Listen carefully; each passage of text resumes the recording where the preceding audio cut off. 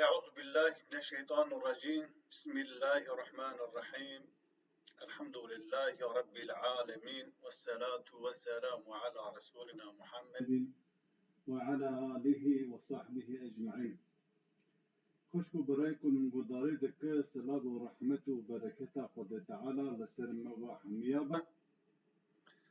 رب عالم خير وخوشا اسلام تك بار حميم رواتي او جيبي خير وخوشا اسلام دين مبين الرحمن فايده بن استفاده بكم.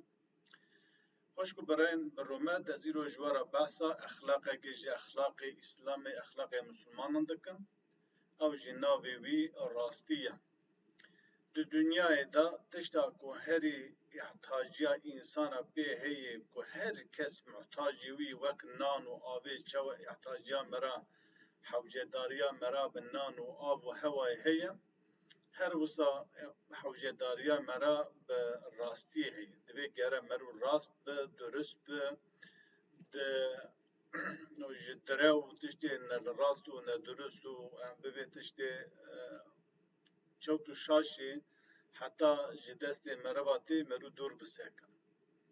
جبویه که مدرحق راستی دا چند آیت پیروز او حدیث رسول الله محمد علیه الصلاة والسلام معانی هاتی بچند دقا ام دخوازن بالی بکشینن سر خیر و خوشی راستی هم د جیان دنیای دا هر وسا دا آخرت دا کچ راستی چقاس فیده ده خودیه خواه. بله ایمتن جیان ما دنیای نه ام گل جیان دنیای ام جیان آخرت جی تفکرن ام جبو خاطری وی دجین هر وسا ام خیر و خوشیا دنیای نصیب مچبه ام جی دستینن خود تعالی ام خلقاندن ام به دنیا هننا انشا بکن آوا بکن جیبیا استفاده بکن هر وسا دگر کو ام به دنیا هننا انشا دکن آوا دکن ام آخرت جبیرا نکن ام لگورا کو خود تعالی امر و فرمان دائمه ام وسا و دنیا هان انشا بکن آوا بکن و لگورا وجی حیاتا خو تنظیم و تکوز بکن کو هم لدنیای ام سرفراز بن هر وسا روجا کو ام چون حضور رب عالم لوی دره ام به سرفرازی سربرندی کاربن برسیوا رب خو بدن لهمبر خیر و خوشی و نعمت و فضل و کرم رب ممرا کریکو امرو رش نون سری مبرجه نون امکاربن برسیوا خو بدن جبروی گله کی انسان باسا راستیه دکه باسا درستیه دکه باسا yani tuana kijan insan kijan mrovi kijan komi xwediyê kijan ideoloji bipirse herkes divê bîr û baweriyê rast ê min e fikra rast a min e a durust a min e ji min rasttir durusttir kesekî tune lê em divê em viya li gora pîvanê Rabbil Alemîn ji rastiyê ra daniye em û her wisa Pêxember aleyhisselatu vesselam de hayata xwe da tetbîq kirî û wisa çend dereq li wê de gotî em li wan mêze bike helbet ev hem mesela sidqê mesela rastiyê durustiyê sadiq bûn gelekî dur û dirêj em nikarin li vê dera bi her awayî behs bikin bi çend deqa em ê behs bikin gava hûn bixwazin van tiştê wiha sedî sed ji dereqê wî de zanîna wan hebe û bi xwedî zanîn divê hûn ayetên Qur'anê hadîsên Pêxember her wisa an kitêbê ku derheqê exlaqê İslamê de hatî nivîsandinê bixwîne yek ji wan kitêba min exlaqê İslamê min nivîsandiye ez ji wê kitêba xwe exlaqê İslamê çend ayet û hadîsê ku min werda nivîsandî dur û dirêj min nivîsandî ez li vê dera ji we re dubare dikim. Rabbê Alemê di em ê ava nîşan bidin Rabbê Alemê gava behsa sadiqîna dike bi vî şeklê hanêna Xwedê Teala behs dike. Carna ez ê xwe nîşan nedim ji bo ku baş bixwîye. Xwedê Teala di sûrê Tewbe di ayeta 119 da dibêje Ya eyyuhellezîne âmenû ittaqullâhe ve kûnû ma'as sâdiqîn. Xwedê Teala dibêje gelê yên ku bawerî anîne ji Xwedê re teqwadar bin. Yani li gora ku Xweda ferman kiriye bi berpirsariya xwe بگیرن یعنی خوش گناه دور بخینن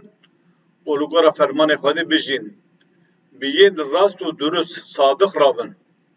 آیتا سوره توبه آیتا 119 دوی دره دا رب عالمی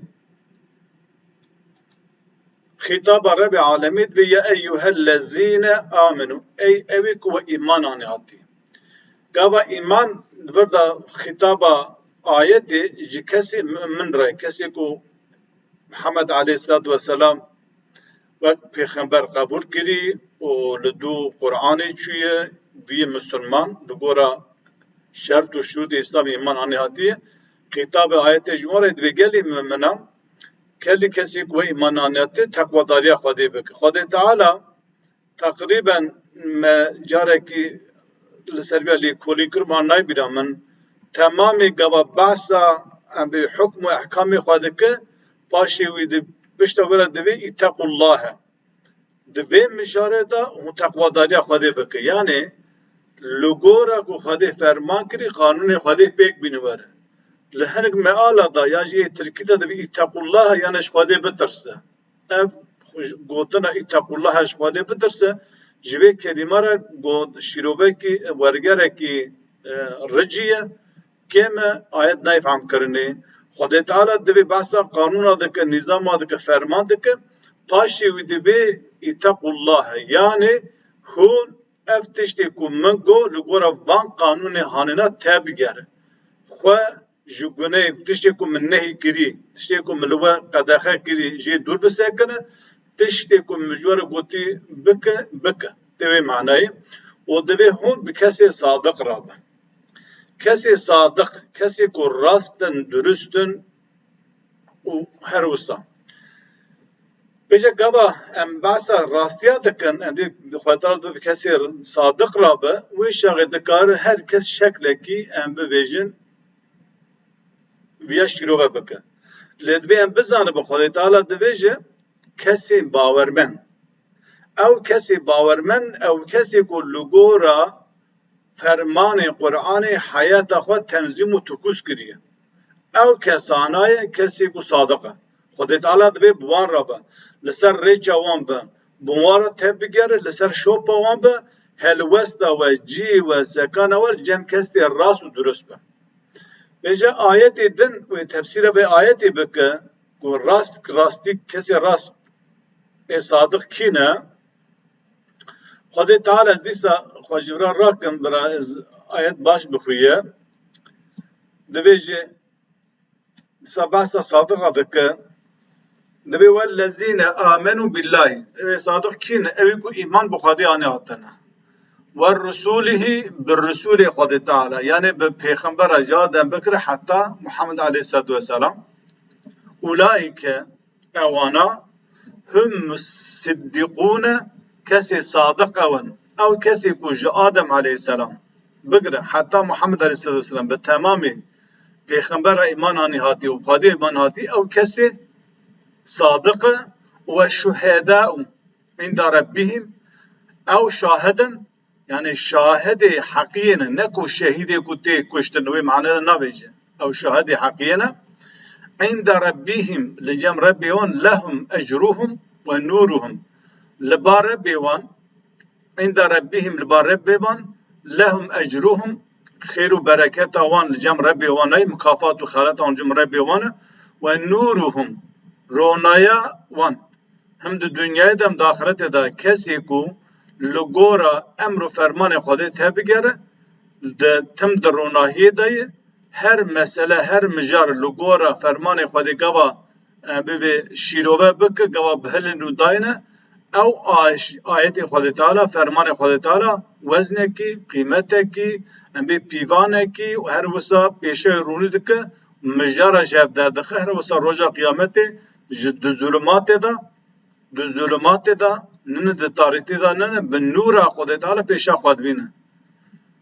والذین کفروا اوی کو بون کافر اوی کو خدا ایمان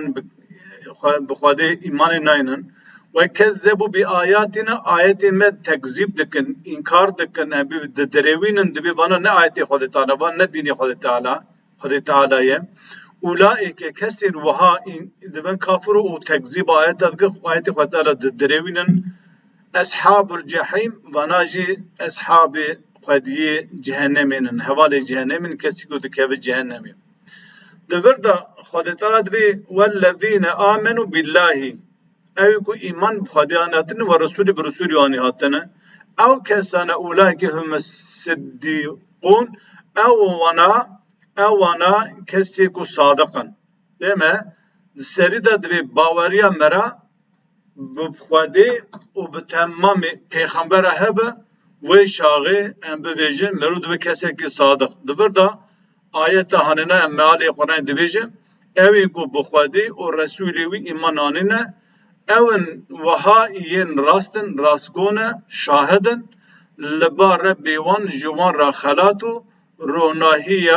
ronahî heye Hadîd Sûre Hadîd ayeta 19. Weta da behs dikim. Divê de gelê Müslümana geven bala xwe didinê Xwedê Teala çerçeva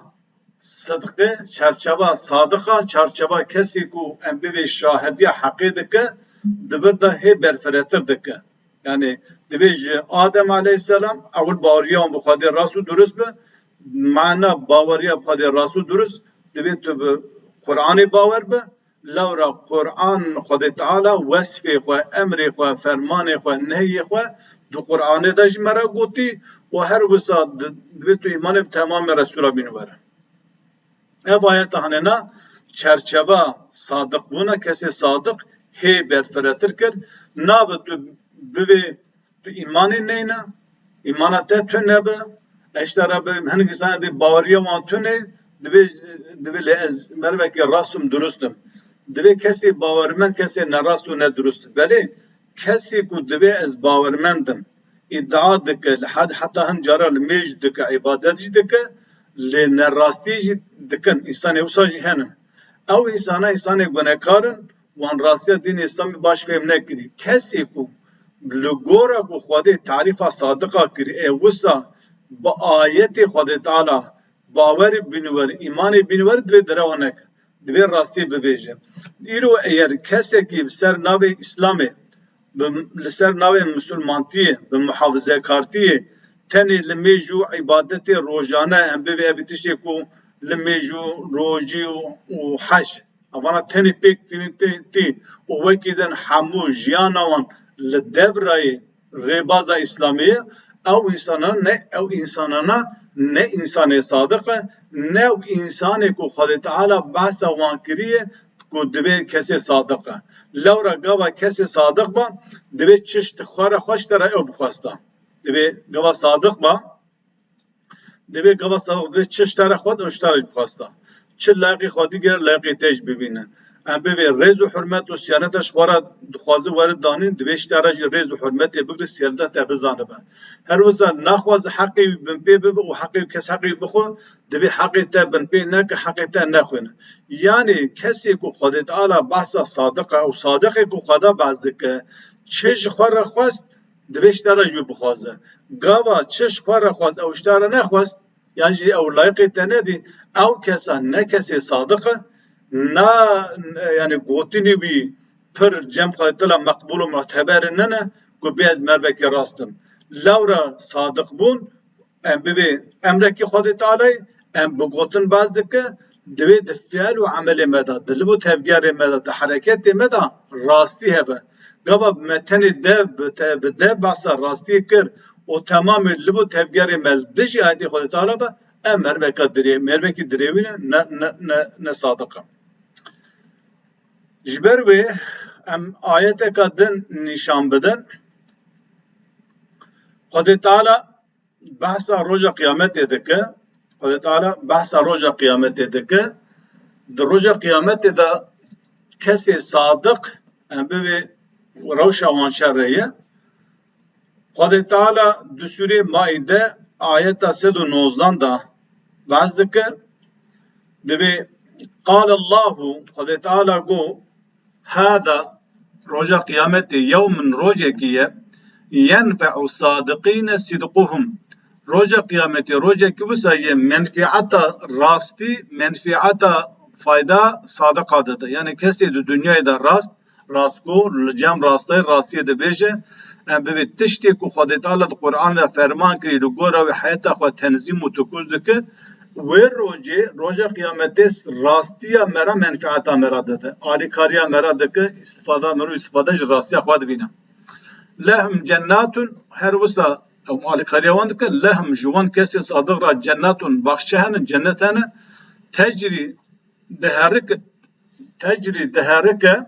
min tahtiha enharu di binê wan da di nava wan baxça da çem diherike xalidîne fîha ebeda ebedî di wan cennetê de di wan baxça da navê cennetê dimîne. Deme Xwedê Teala dibêje qala Xwedê Teala got قال الله Xwedê Teala got hâdâ yevmin yenfe'u sâdikîne sidquhum eva roja kıyametê rastiya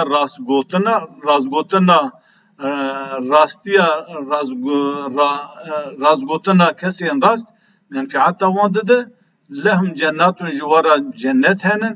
û tecrî diherike min tahtihel enharu di bin wan çema da di nava wan çema da em bibêjin avê çemên avê diherike xalidîne fîha ebeda heta di wan di wê cennetê dimîne. Radiyallahu anhum Xwedê Teala ji wan razî ne ve redû anhu ew jî ji Xwedê razî ne zalike ev tiştê ku ana derbas bû roja qiyametê ku rastiya razgotina alîkariya wan dike cennet hey ji wan re heta ebedî dimîne zalikel fawzul azîm eva zaferekî eva azadîkî eva serkeftinekî mezinim ve ayeti hanine ev nişandan ve kesi mümin ev kesi ku le dünyayı dibêje rast bi rastî bibêje li bar rastî bir cem rastî bir çawa Xwedê Teala basta rastî kirî wisa di gotinê xwe da di galgalê xwe da di helwestê xwe da di fiilê xwe da di efalê xwe da di temamê lim û tevgerê xwe da dibê însanekî rast bi û roja qiyametê wek ev ayete hanêna behs dike û garibir rastiya wî fayda wî bike. Rastî ne ew ku tiştê ku li xweşiya te here rast bi tiştê ku li xweşiya te ne rast bi. Naxêr. Divê tu xwe li gora rastiyê rast bike. Ne ku rastiyê li gora xwe xwar bike. Rastî heye, fikr û ramanên me re xwar heye, çewt û şaş heye, merû rastiyê li gora fikr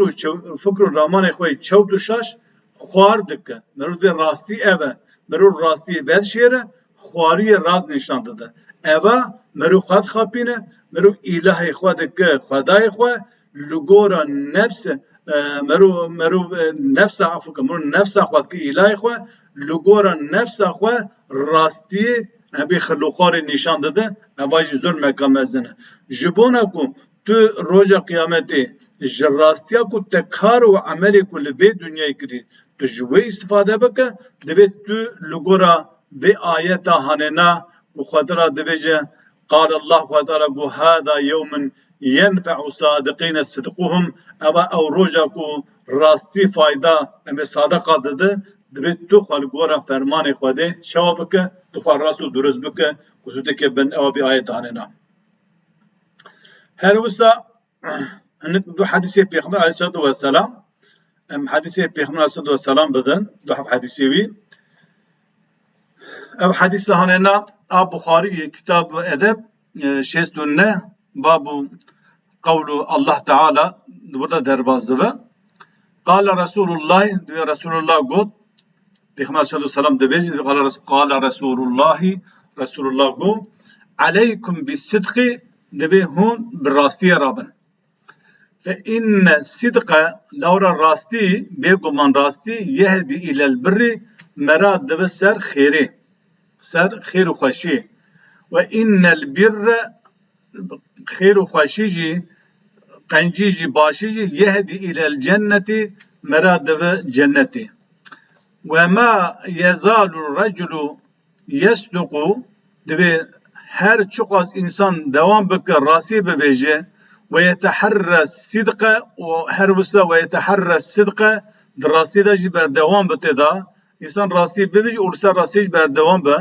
hatta yüktebe indallahi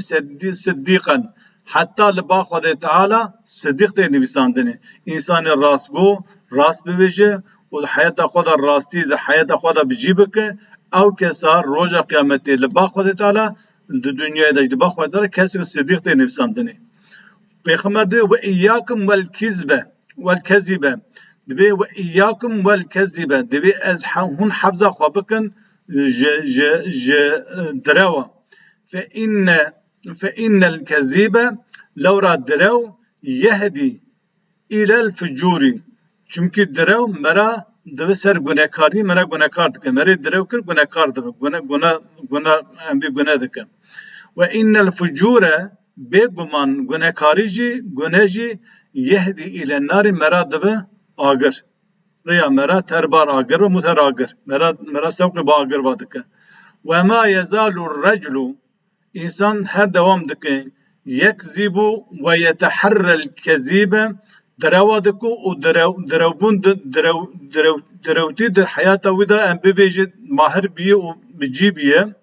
hatta yuktebe indallahi kezzaben hatta li-ba Xwedê Teala kesekî kezzab kesekî direwîn tê nivîsandinê.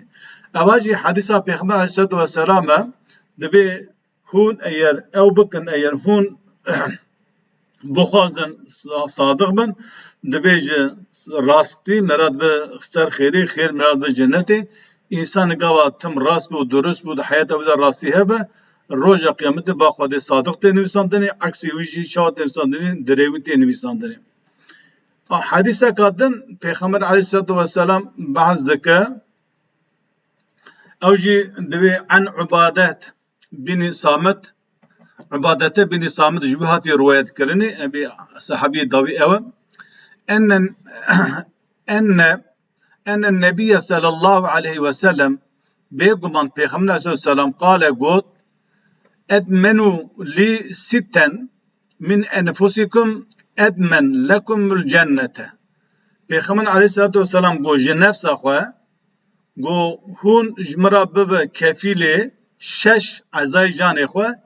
ez jî bibim kefîlê wê cennetê. Esduqû iza hadestum. Gava ve qise kir hûn rast bibêjin.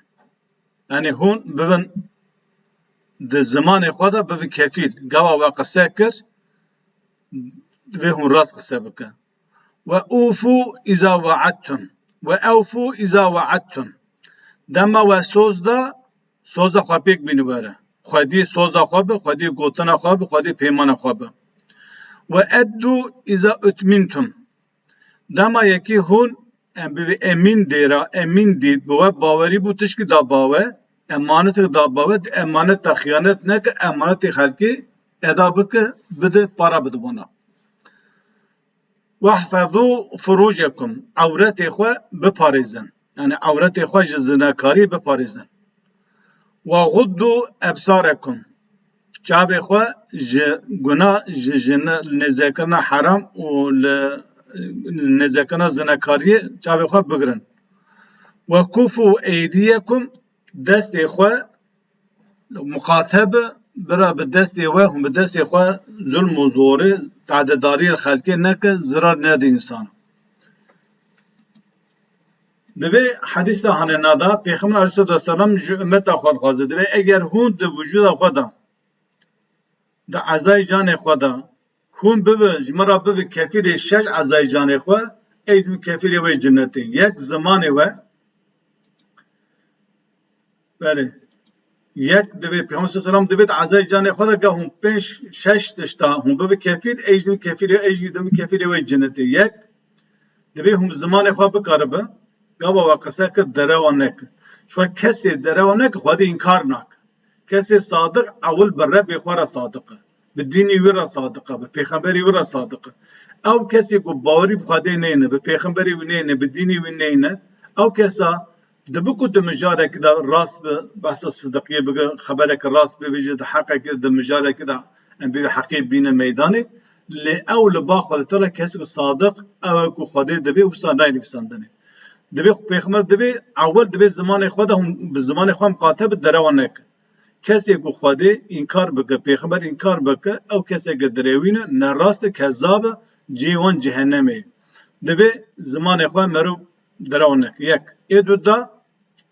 ایدو دا او کو دبیجه که دیسم آیتی در مزبکه ایدو دا دبیجه گابا و سوزدا خواه پیک بینواره ای چهارا ای سیاد دوی گابا هون خلقی هون امین زانی بو بوای باوری هات آنین و بی امانت در جواد دال جمع امانت خیانت نکه و فرجی خواه عورت خواه محافظه که زنکاری نکه جاوی خواه بگره حرام و هر وسا بی خلقی ظلم و زودداری نکر تعداداری نکر خلق کسی نخ مال کسی نخ اواجی حدیثا پیغمبر علیه السلام گابا لبانا مزده که انسان صادق او کسی کو اول به رب خورا صادق به پاشی به دینی ورا به پیغمبر را و به نفس خورا به جیران خورا وسا به جوار را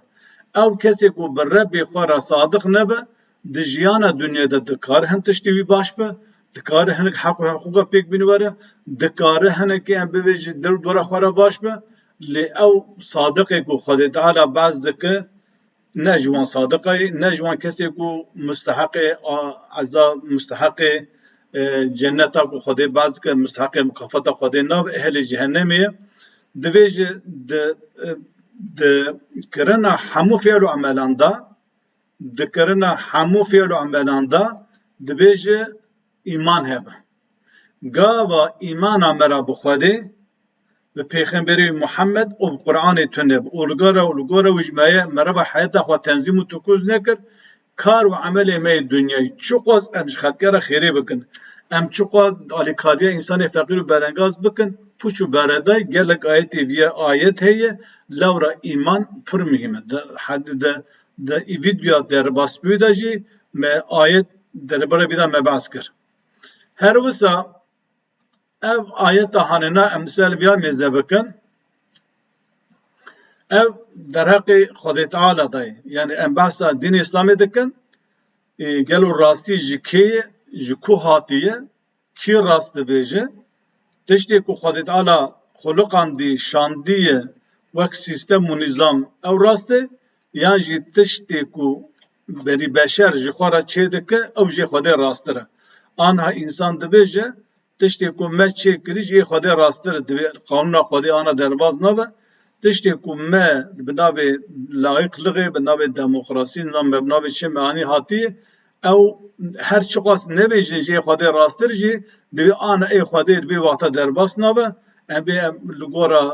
dema xwe modern tiştê ku qanûn û nîzam û wad û sozê ku benî beşer dayê ev her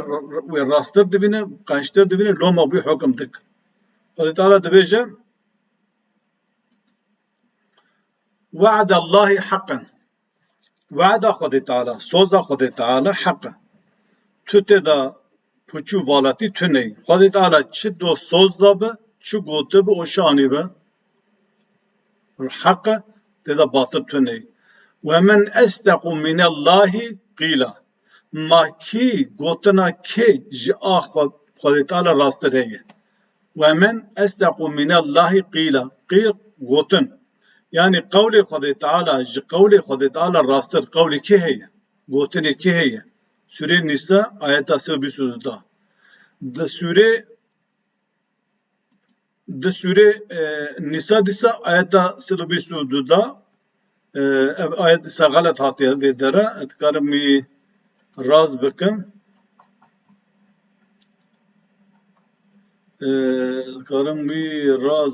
ew ayeta galet me wanî hatiye yani ew nehatiye galet ayet galet nehatiye em bê awî galet hatiye belê Sûre Nîsa ayeta heştê û hefta biborîne ev ayeta hanena ve men esdequ minallahi hadîsen gotinên kê xeberdanê kê jî ê Xwedê Teala rastir e yani Xwedê Teala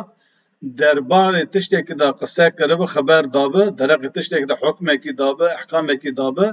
ma ê kê ji ê Xwedê Teala rastir e divê de ev ayet hanê Sûre Nîsayê lê ayet em bivê çi ayet heştê û ayet بله ayet 87 ev ayete davi ev ayet anına 122 ne 87 galati aynı ev kiriye jiber bir geli Müslümanı geli bağırmanda enbiya meze dekin ku go em basa sıdkı dekin dibe rast bun rast gotin به وی شکل مرو باوری بینی برو و حیات خواه راست و درست بکر لگورا فرمان خود تعالی اول سری دا ایمان مره به باوریا مره هبن وصار لگورا فعل و عمل خواجی مرف خواه راست و درست بکر لگورا فرمان خود تعالی خواه راست و درست بکر بله بوان چند آیتی هننا بوان چند آیتی هننا ما خواست امجوارا باسا راستی بکر هلبت ev مجار که پر دریجه بوسی دقه پر دریج دبج insan godarinek insan aciz dike li insanê bixwaze rastiyê hîn bibe dikare mirov saetekî dikare nîv saetê jî dikare 2 saeta jî mijarekî godarî bike ji bo ku mijarê me em gava qise dikin mijarê me öğreticî ne yan divê jî em dixwaze insana perwerde bike li gora perwerdeyê ji ber wî jî em ayet û hadîsa kê bi tefasîl dibêje şîrovî wan dirêj dibin ew jî bawer dikim di fayda mirova de heta carekê din bîm di xêr û xweşî de. Selamu aleykum ve rahmetullahi ve berekatuhu.